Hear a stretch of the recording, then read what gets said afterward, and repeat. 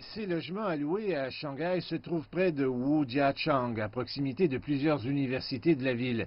La demande était forte en avril et en mai, alors que les nouveaux diplômés cherchaient un emploi à Shanghai. Mais tout cela est retardé cette année.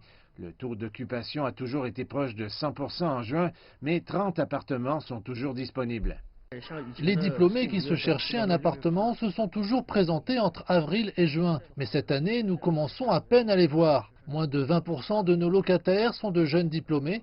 C'est une baisse de 15%. De nombreux diplômés ont choisi de postuler pour faire des études supérieures cette année en raison de la pandémie. Mais Jiang Chen a décidé de chercher un emploi et il est l'un des nouveaux locataires. Trouver un emploi n'a pas été facile en raison du ralentissement économique de la pandémie, mais il pense toujours que les grandes villes offrent les meilleures opportunités. Jiang Chen a trouvé un stage dans une entreprise de jeux vidéo et ce mois-ci, il a signé son bail, un peu plus de 3000 yuan par mois, lui permettant de déménager à Shanghai depuis la province du Zhejiang.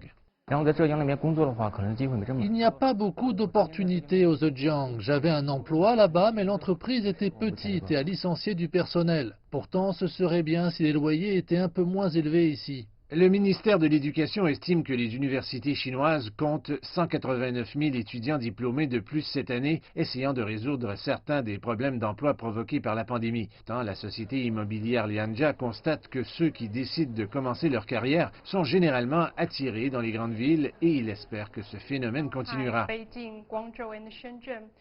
Les villes de premier rang comme Shanghai, Beijing, Guangzhou et Shenzhen ont d'énormes avantages économiques.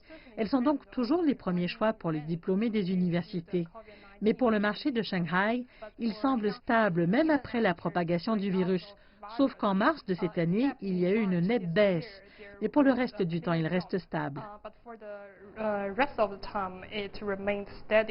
Le nombre de diplômés universitaires chinois atteindra un record de 8 740 000 cette année et Lianjia prévoit que l'annulation du dernier semestre universitaire de cette année en raison de la COVID-19 maintiendra le marché locatif fort. Au cours de la première semaine de juin, les baux signés dans 18 villes chinoises ont augmenté de plus de 7% par rapport à la semaine précédente.